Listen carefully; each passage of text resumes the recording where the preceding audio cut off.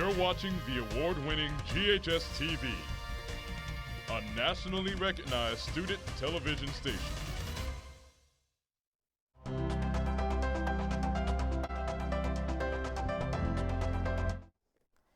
Welcome to Inspiring Leaders. I'm Donna Chandler Newman, your host for our show, and thank you for watching our program. Through this show, we meet community leaders and we examine how they're using their unique talents and skill sets to make a difference. And through our discussions, we hope to inspire others to discover and to share their own leadership abilities for the overall betterment of our community. Now, several times each year, we all recognize and express gratitude for our military. But do we understand what they actually do to ensure the safety and security of our country? And more importantly, do we realize the serious challenges they face when they come home to work to reassimilate to ordinary life? Today on our show, we'll meet an organization whose mission is to assist our veterans with their reintegration into society. And from my research, I believe this nonprofit group has the most comprehensive approach with their help for our veterans, and they are appropriately named Alpha Omega Veteran Services. In this first segment of our show, we'll meet Cordell Walker, Executive Director of Alpha Omega Veteran Services, along with John Benson, a client of their program who's benefited from their help. And in our second segment, Cordell and I will be joined by P.Z. Horton, that's P.Z. Horton, Chairman of the Board of Directors of Alpha Omega Veteran Services. Joining us now are Cordell Walker, Executive Director of Alpha Omega Veteran Services, and John Benson, a veteran ready to share his story of how Alpha Omega has helped change his life for the better. Welcome, gentlemen. Thank you. I'm really glad you're with us today. Thanks so much for coming. Thank you. Okay, Cordell, let's start with you. Tell me a little about your background and how you became involved with Alpha Omega Veteran. And we're going to call it just Alpha Omega, right? That's fine. That's fine. It's a handful, or Okay. mouthful. That's fine. That's fine. Well, I got involved with Alpha Omega Veteran Services in 1988. My background is in social work, behavior modification, and therapy. And when I graduated from high school, I had a passion to enter the military, but I was too young and I was the only son. Several of my friends went to the military. This was during Vietnam, and they came back pretty messed up. And I was able to work and get a little money in my pocket where I could start college, and was able to go to the University of Iowa. And there, because I had felt a need to give back in some way, for not having been able to join, was to give back to my veterans and to my friends that had come back and had debilitating disorders from the war, suffering from Agent Orange, post-traumatic stress disorder, et cetera. And I've been counseling and working with veterans just about since that time. My gracious. Yeah. You know, I didn't know about the only son thing until you told me. That was when the draft was still a piece of. Exactly. Unless you had parental signature and approval, you just couldn't go in. And again, I was 17 and the minimum age was 18, so I had a couple of strikes against me. So you found another way to serve? I did find another way to serve. It was kind of heartbreaking and disheartening at the time. I worked for a year in Chicago, Illinois as a draftsman at U.S. Steel Corporation until I was able to accrue enough funds to start my dream to go to college to be the person that I am today, to give back the services that I'm able to give through our veterans. You know, this organization started in '87, is that correct? It did. Can you tell me about that history? Yes, ma'am. It was a young lady that had two sons that went to Vietnam, and neither one of them were able to reintegrate back into society. Yeah. They both had post-traumatic stress disorder and Agent Orange, and they had gotten out like in the late 60s, and disorders such as PTSD and currently traumatic brain injury take a time, some while to surface.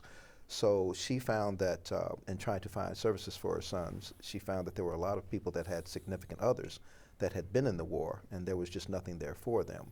So therein she started Alpha Omega Veteran Services in a duplex building to service her sons and the other veterans that she had found that were not able to reintegrate back into society. They were either homeless, they weren't able to hold on to jobs, they had poor credit histories, work histories, post-traumatic stress disorder, depression, suicidal ideation, and those particular disorders. So she opened up a duplex, and therein started Alpha Omega. I came on board the next year and have been with them ever since. And you're the first and only executive director of the organization. Yes, ma'am. You are. Yes, ma'am.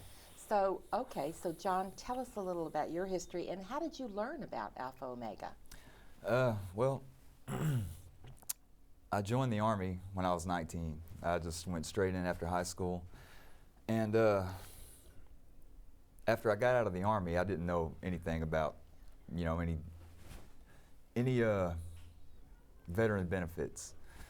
So I went to the VA hospital and it was there I found out about Alpha Omega. That's what everybody there said, that's the place you want to go for transitional housing. So that's how I found out about it. You know, I'm kind of surprised that there isn't, that there aren't a lot of welcoming arms for our veterans coming home. Talk to me about that. It's gotten better. Historically, when individuals went to war prior to Vietnam, they were considered heroes, and they had parades, and they were welcomed home, and they just kind of sucked it up and toughed it out and dealt with all of the internal trauma that they were dealing with. Yeah. Vietnam was kind of a different thing. It was never declared a war. It was a conflict. The individuals that fought were called baby killers and names and spat upon, and it was during the peace movement. And so traditionally from that point until just recently, individuals that were in wars were not considered heroes that they were. We have of recent rectified that, and individuals that have served in Desert Storm, Iraq and Afghanistan, and wars in between have been getting heroes welcomes, because it's understandable that, you know, war is inevitable, and if it were not for those individuals that fought for our freedoms, we would not have the liberties and the abilities to live the lives that we live in this country. So that is changing. That is changing. I think it's unfortunate that a lot of individuals that get out of the military don't realize what services are available for them. And for that reason, you have individuals that are coming out of recent wars that you just kind of keep to themselves, and they isolate and they stay with their own group of individuals, and they become depressed, and, you know, they have suicidal ideation to the point of we lose about 8 veterans a day, 22 veterans a day, to the tune of about 8,000 a year, which is astronomical.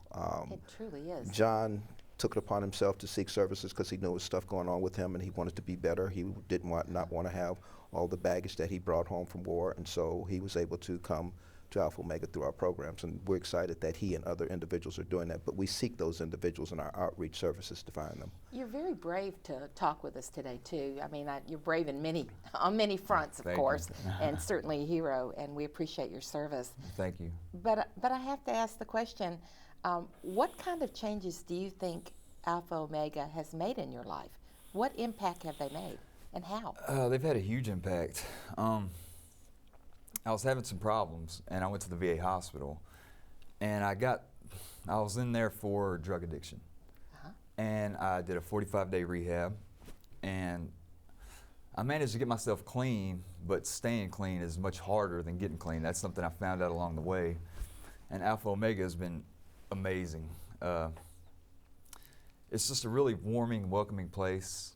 When I first got there, you know, I met Mr. Walker and everyone in charge over there, and it was just got a very home-like feel there.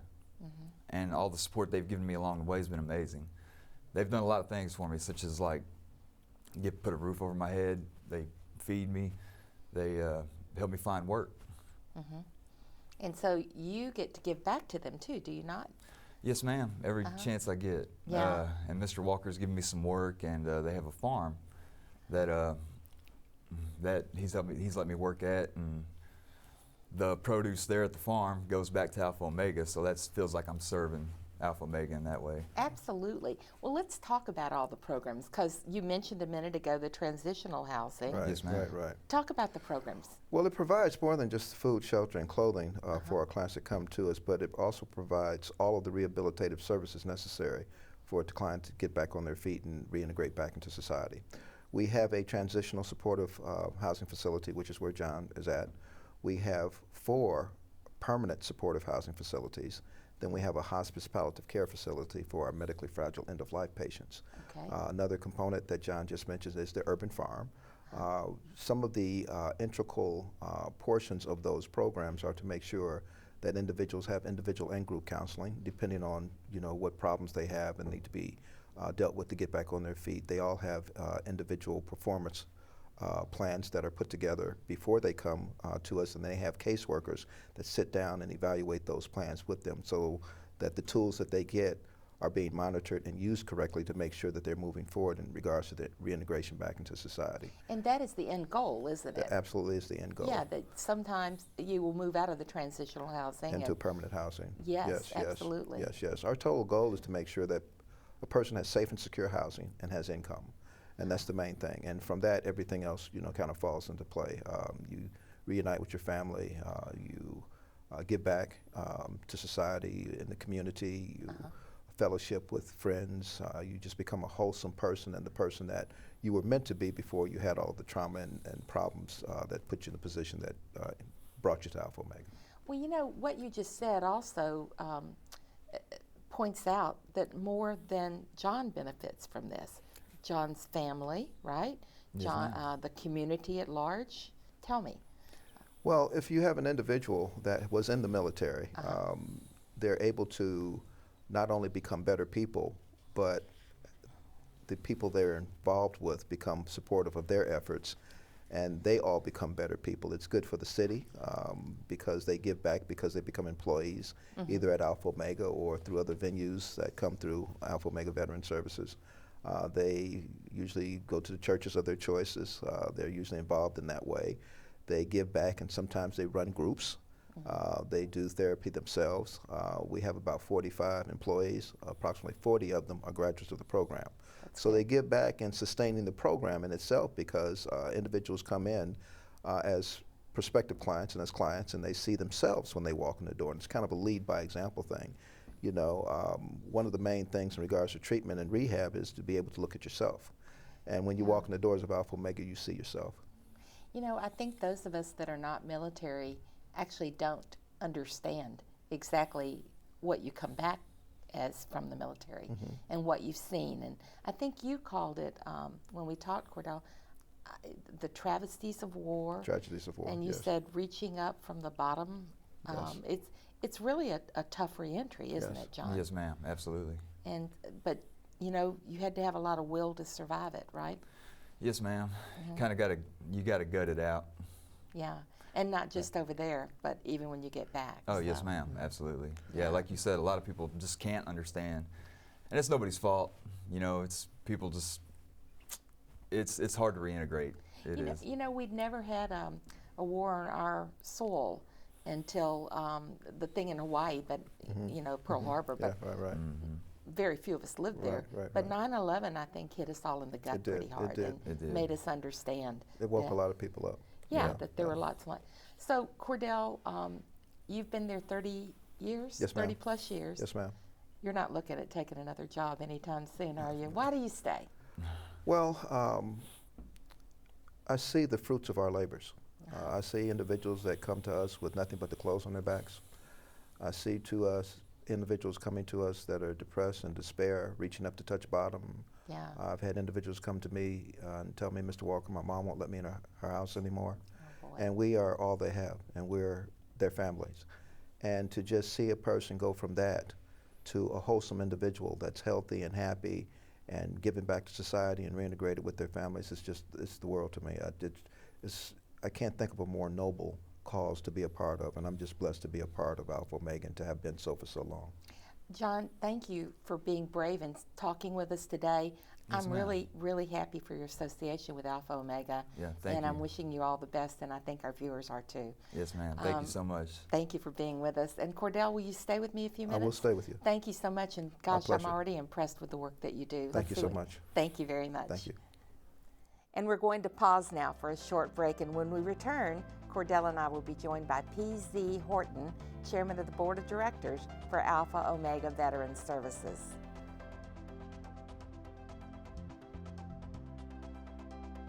We're running a 24-hour broadcast television station like no other school has done. It is student run, it's student produced, it is student written, and it's student directed.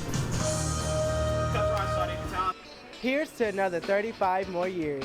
students here get immersed in lots of different types of shows so that when they go out into the real world or to college, if this is what they want to pursue, they are so prepared. Those lessons have also affected me in the ways that I would never even imagine. It has shown me to be different and to, not settle for mediocrity. When you're producing a show, you want your show to be the best one it can be. You want it to be, a show to remember, a show that you want to look back on and say, I did that. Yes, I did do this. Did I believe that I could do this? No, but because of all the support that I gained, I know that I can actually get this done. I know that the skills I've learned here is something I'm never going to forget, and same with the experiences here. From all of us here at GHS-TV, have a great day. For more information about the Kappa program, visit ghskappa.com or call 755-7775. You're watching the award-winning GHS-TV, a nationally recognized student television station. Welcome back. I'm Donna Chandler Newman, and you are watching Inspiring Leaders. Today we're talking with Alpha Omega Veteran Services, and we are so pleased that Cordell Walker, Alpha Omega's Executive Director, continues his discussion with us. We're delighted to be joined now by P.Z. Horton, Chairman of the Board of Directors for Alpha Omega Veteran Services. Thank you, gentlemen. Thanks for staying, Cordell, and welcome, PC. Thank you, Donna. My southern accent keeps sounding like PC, and it's PZ. Anyhow, I'm really glad you're with us. Now, Thank you. If I'm not mistaken, you're former military and a lieutenant colonel, is that right? That's correct. I was in the Air Force, and I spent 4 years on active duty and then 27 in the Air National Guard before I finally retired. Well, that's wonderful. Congratulations on your retirement. So now you're feeling the need to give back. Why? There are 3,000 organizations in this community. Why Alpha Omega Veteran Services? Why did they deserve your time and talent and treasure? Well, when we moved to Germantown in 1986, I was still working, and so I wasn't able to spend a lot of time. But what time I did, I spent with some organizations that I thought I could help out. And I think I did. But it was only about 3 years ago that I found out about Alpha Omega. And as a veteran and as a former officer in the Air Force and squadron commander, one of the things you do is you take care of your troops. And so it was just a natural fit for me working with Alpha Omega. And when I met Cordell, I think that there was just an immediate tie there. I think that he and I just said, here's another individual I can really work with, and I think it's worked out for us. And I'm very happy to work with our clients and help them along their road. So, I was saying a few minutes ago that I think that people like me who've never been to war at all really don't understand it. You firsthand saw the travesties of war. What makes it different for these veterans returning? What's different about them coming back from somebody just going into ordinary life? They graduate college and go into ordinary life. There's a different kind of assimilation. There's a sacrifice, and it's not just those who sacrifice their lives, which are the ultimate heroes, but for every military member, and in fact the military member's family, there's a sacrifice, because there are things that you are asked to do that in a civilian job you're not asked to do, or in college you're not asked to do. And a lot of that involves separation. A lot of it involves very stressful situations. And so when you get out of the military, you've gone through a period of time in which there's very high adrenaline. Many of them have been subject to injury, and so now all of a sudden you're just supposed to become a civilian. And I think that over the years there's always been issues in societies with veterans coming back after wartime.